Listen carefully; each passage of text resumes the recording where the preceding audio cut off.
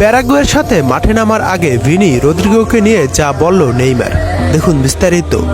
প্যারাগুয়ের সাথে বাসা মারার ম্যাচ খেলতে বর্তমান ব্রাজিল দল অবস্থান করছে লাস ভেগাসের এলিজ্যান্ড স্টেডিয়ামে। গতকাল তারা লাস ভেগাসে এসে পৌঁছেছে।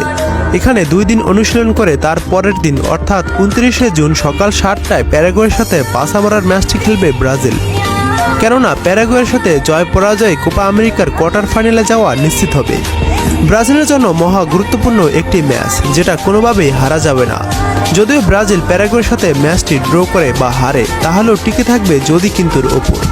আর যদি ব্রাজিল প্যারাগুয়ের সাথে জিতে যায়, তাহলে দ্বিতীয় রাউন্ড যাওয়া এক প্রকার নিশ্চিত হবে। ভিনি ও রদ্রিগোকে নিয়ে যা বলল নেইমার, তারা ভিনি ও রদ্রিগো জানে আমি তাদেরকে কতটা স্নেহ করি। আমি সবসময় তাদেরকে মেসেজ দেই এবং তাদের ভালো কামনা করি। আমি ভিনি ও রদ্রিগোর সাথে ইউসিএল ফাইনালের আগে কথা বলেছি এবং ইউসিএল ফাইনাল জেতার পরেও কথা বলেছি। কারণ ফুটবলে তারা গ্রেট প্লেয়ার হলেও দিন শেষে তারাও মানুষ। তারা সবসময় সুখী থাকতে চায় এবং আমি তাদেরকে প্রচণ্ড ভালোবাসি। আমি সবসময় তাদের মাথার উপরের ছায়া হয়ে থাকতে চাই। আমি তাদেরকে বলেছি, তোমরা শুধু মাথা ঠান্ডা রেখে খেলে যাও, মাঠের বাইরে সবকিছু আমি সামলে নিব। মানুষ আমাকে নিয়ে বাজে কথা বলুক, কোনো সমস্যা নেই। তোমরা শুধু মাথা ঠান্ডা রাখো যাতে তোমরা পারফর্ম করতে পারো। কারণ আমি যখন দলে এসেছি এই সাপোর্টটুকু আমি কখনো পাইনি। তখন একমাত্র আমার পাশে ছিল আমার সৃষ্টিকর্তা, আর কেউ না।